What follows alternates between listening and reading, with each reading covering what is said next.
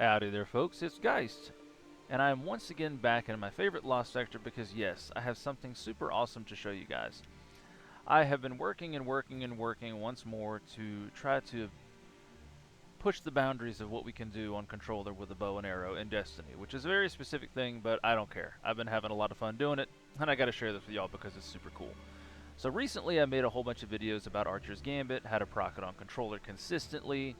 It involved having to have a certain controller with mouse click triggers and or doing some kind of weird bindings on your controller. Okay, well I've gotten past all that because it's been bugging me for a while because it's cool and it's fun that we're able to do that, but it's just annoying to have to do that because there are some minor sacrifices. But I've come up with a way that requires almost no sacrifice and you don't have to have a controller with mouse click triggers. So let's go ahead and get into that. But first, I'm going to demonstrate exactly what I'm talking about. I'm currently using non-denouement right now, or non-denouement, which has double archers on it. And I'm going to shoot this dreg. Oh look, Archer's Gambit. Let's go ahead and kill that shank. And shoot this dreg. Oh look, I procced Archer's Gambit again. And procced Archer's Gambit again. And again. And it works like 99.99% of the time. In fact, you have to kind of try to make it not work, for it not to work. This method also works with Gutshot straight, which I have here on my Raconteur. And I'm going to go ahead and swap my controller bindings right quick. I said bindings. This is actually not a binding thing. This is just some settings on the controller that basically allow this to just kind of work under the hood for you. But if I'm using Raconteur here with Gutshot, you know that ADSing with Gutshot makes it do increased body shot damage. Now, it's kind of a pain in the butt because typically what most of us do is we just pull back our arrow and then we kind of just shoot a little bit and then that's it, right? Well, with Gutshot, you almost have to sit there and do like this and just stay aimed because otherwise it just doesn't work most of the time. Well, this fixes that too. Watch this. So if I hip fire this drag, I do about 16k. The damage, if I'm proccing Gutshot, depending on my overdraw, should be about 20k or 18. 20k. Hit him in the head. 20k. I hit him in the head again. 18. And I missed. 20k. And then we're not going to worry about the boss over there. It works every single time. Once again, 99.99999% of the time, you have to kind of try to make it not work. And both of these are the exact same method, and I'm going to dive into that now. But I can't do that in Destiny, so check this out.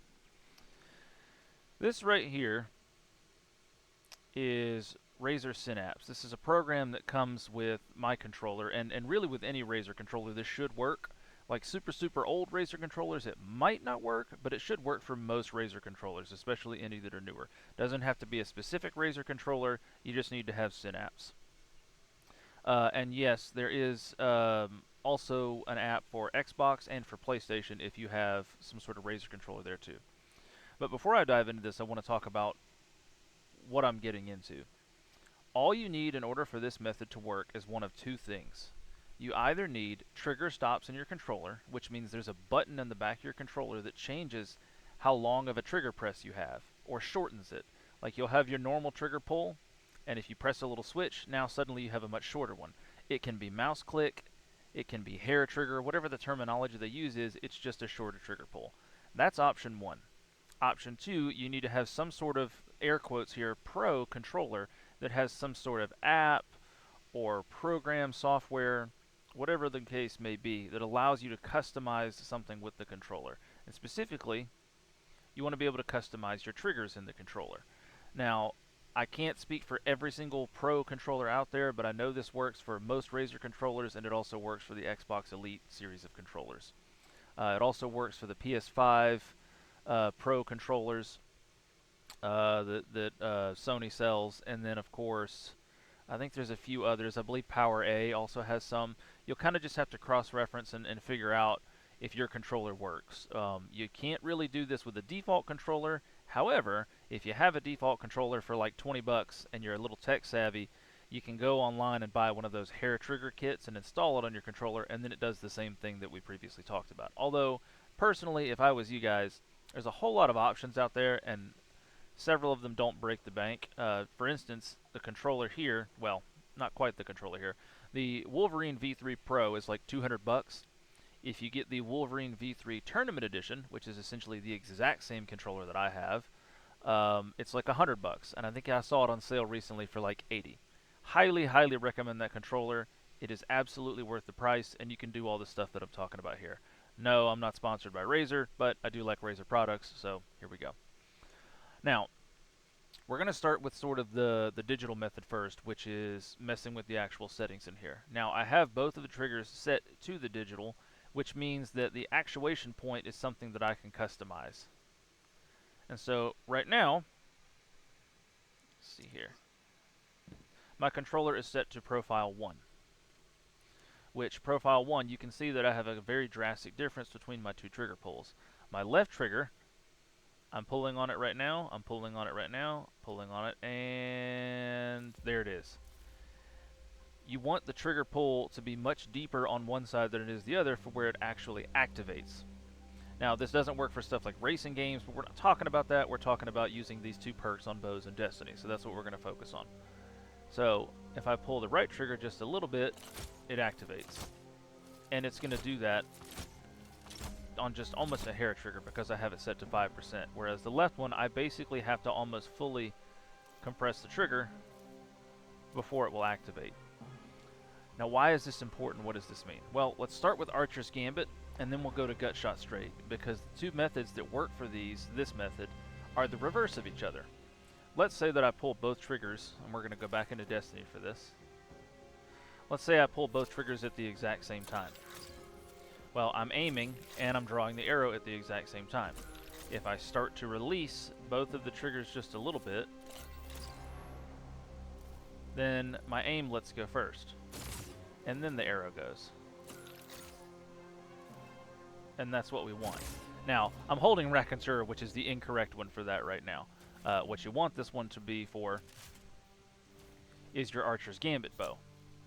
And this might sound a little confusing, but I'm going to try to make this as clear as I possibly can. If you're using an Archer's Gambit bow, you want your aim to release before your arrow does. So right now, I'm on one profile that has a much shorter trigger pull on one versus the other. And if I start to let go of both, my aim stops, and then the arrow goes. So aiming both at the same time, and what that's basically going to do is if I'm using the bow normally, you know, if you're using a bow and you're not thinking about it, you're probably already holding the arrow, and then you aim and then you shoot, and you release both kind of at the same time. But you don't have to release the triggers at the same time. Because I have such a disparity between the actuation points on these, no matter what I do, even though you can't see that it's happening fast, the aim is always going to let go before the arrow does. And this is very similar to some of the previous methods I discussed, except for this guarantees that as long as you're, well, you don't really have to do anything. As long as you have the settings set up like this, it's just going to work. You don't have to do anything fancy. Just use the bow normally, and you can ADS, you're going to get your full aim assist. Archer's Gambit is going to proc literally almost every single time. Now the reverse of that, I'm going to swap to my other little profile there, and I have some button combinations you can't see me hitting, but that's just how I swap between the profiles. And all that does, between profile 1 and profile 2, you can see that my triggers are just reversed on their sensitivities. And so, if I go back into the game, I'm on profile 2 right now. I want to get back on Raconteur. Same thing, I'm aiming them both. I'm holding both triggers. And as I start to let go, the arrow releases, but I'm still ADS'd. And if you're just using the bow normally, you can't tell. You can't tell that there's that difference because we're talking about a very small, quick thing that's happening. And this is the case for both an Archer's Gambit bow and for Raconteur, whichever method you're trying to use. The only thing that matters is you want, let's go back to profile 1. This is the Archer's Gambit bow. And I'm going to trigger it back to that. Okay. The only thing that you want to happen, let's say you're holding down both triggers fully. When you start to let go, you want your aim to release first, before the arrow releases. This is for Archer's Gambit. So in this case, my actuation point is much deeper on the aim side. So if I go to press that, and if I let go, I'm holding the trigger down fully right now. And if I let go just a little bit, it lets the aim go. You want the aim to release first, because then the game counts it as you being hip fire. Same thing on the other side. If I start to let go, it's still not releasing the arrow. I have to get all the way to the end until the trigger stops actuating. And I know that's a little bit confusing, but the best way I can describe this is you want one side of it to have a deeper actuation point, meaning when the control actually gets triggered, it's when you are releasing the trigger. Don't focus on the initial pull of the trigger, because on the initial pull of the trigger, my shot on the right side is much more instant. Don't let that fool you, because that's not how you want it to almost be the reverse of that. You want to picture it like you're holding both triggers, and the one that releases first, depending on which perk you're using, you want it to be one trigger or the other. In the case of Archer's Gambit, you want your aim, or your left trigger, to release first. And then the reverse, on the other side, if you're using Gutshot straight, you want the arrow to release first before your aim does. Because what's going to happen is the arrow is going to hit, and it's going to still think that you're aiming because it got released just a little bit later. The same thing happens in reverse with Archer's Gambit. So these are two peas in a pod, two methods of the same thing. Now, on to the trigger stops. Because at any point, I can just flip my trigger stops, and then this doesn't matter. They're both instantaneous actuations at that point. My trigger stops will completely override everything that I'm doing there. So, go back to the game. If you don't have this kind of like custom settings, and there's not like an app or something you can use with whatever your controller is, but you do have the trigger stops, this should still work just by using one trigger stop on and one trigger stop off. So for instance, right now I've just activated the trigger stop on my left trigger, which means it's an instantaneous aim. Whereas with my right side, I'm kind of like flickering the trigger right now, but I'm not actually shooting an arrow. I have to go much deeper into it to get it to work.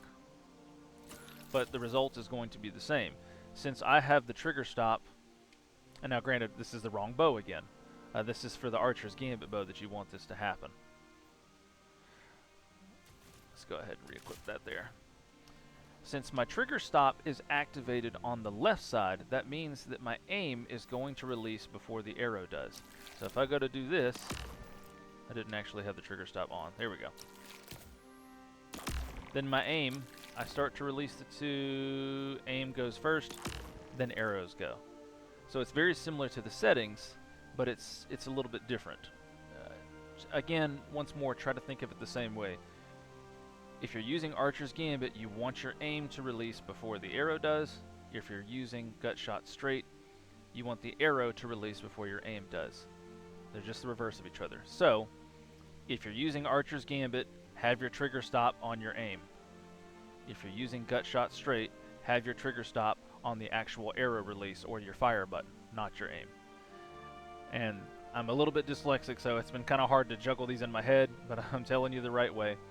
Just kind of play with it back and forth if you get a little bit confused. I know that I've rambled a lot here and kind of gone back and forth, but this does work. And this is a very, very, very good method to use either Archer's Gambit or Gutshot straight. Which in my personal opinion now, after doing all this and after getting these to literally work perfectly, I think these are the best two bows in the game for PvP. And, you know, even PvE to some extent. But the reason that I think that is because you either have the fastest bow perk, which allows you to compete with other TTKs, or you have the most consistent bow perk, which allows you to not care where your arrows land. You can utilize a lot more chaotic movement, like on Warlock, Icarus dashing, and trying to be as hard to hit as possible, because you just have to land the shots. You don't have to go for headshots. You don't have to care about any of that. You just have to land two shots. This, with Raconteur, is essentially a pre-nerf bow. And in fact, it's better than a pre-nerf precision bow, because a pre-nerf precision bow, if you weren't using Oathkeeper, you needed two perfect body shots. This one needs one perfect body shot, and then the other one doesn't matter. You can overdraw it as much as you want. Now, one thing I will caution you with on Raconteur, let me swap back over to the Raconteur controls. when you're using this method with Raconteur, the one difference between this and the Archer's Gambit bow is that you have to make sure you always fully draw your shots. It does not have to be a perfect draw except for one of them when you're going for the kill. Oh, and by the way, if you land 2 overdrawn shots, it'll kill 9 resilience and below. It's only 10 resilience that needs one of those shots to be perfectly drawn. But anyways, you need it to be fully drawn because you need the velocity. It has to be full velocity. If you accidentally underdraw, the arrow is going to lose its velocity. And if it hits the target like that, the method that I just described is not going to work, because that slight delay from the loss in arrow velocity is going to cause Gutshot not to proc. So you have to make sure you're always fully drawing your arrows with that. And now, you kind of want to make a habit of fully drawing with a precision bow anyways, because regardless of which method you're using, you're going to get way less damage, and you're not going to kill the other person that you're trying to take down. So always make sure you're fully drawing your shots. It's okay to overdraw a little bit with both of these methods, but it will change the forgiveness just a little bit. For instance, this one is a little bit more forgiving just because 9 resilience and below, you can just overdraw as much as you want. You only need 1 perfect shot for 10 resilience. And with the Archer's Gambit bow, if you want to get the 1 head, 1 body, you're going to have to land 2 perfectly drawn shots because of the damage. That being said, the Archer's Gambit bow is really, really fast, and it doesn't have the same drawback as Gutshot Straight. Gutshot Straight does reduce your target acquisition a little bit, which means your aim assist. Now, we don't care too much because we just have to hit them, period. You can shoot them in the knee, the toe, the gut, haha, wherever. But with something like an Archer's Gambit bow, you don't have that downside of losing the aim assist. So you can just go for 2 headshots, and then you don't have to care about any of that. But that being said, if you're timing your shots well enough and you're landing a lot of those perfect draws, just go ahead and do the 1 head, 1 body. It does have it's not really that hard to land it. But if you're not, always go for headshots. And so now this is kind of just a choice between, do you want something fast or do you want something consistent? And far and away, these are the 2 best options.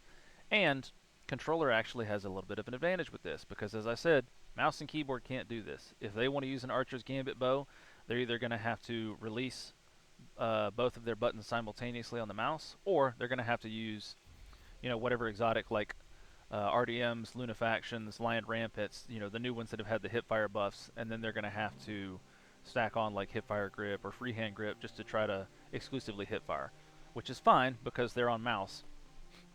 And it's just a better input anyways for hipfire. But with this, we don't have to give a crap about when we're ADSing. You don't have to mess with your muscle memory to try to make Raconteur work, and you don't have to try to hipfire on controller with an Archer's Gambit bow. That's pretty much all I have to say on this. I hope you found this helpful. Feel free to watch the video a couple times. I know it may be just a little bit confusing. Play around with it in your settings of whatever pro controller you have, or just get something that has trigger stops, and this method will work for you. It works fantastically, and I've been excited to share this with you guys, so I hope you found it helpful. Thanks for watching, folks, and I hope you have a wonderful evening.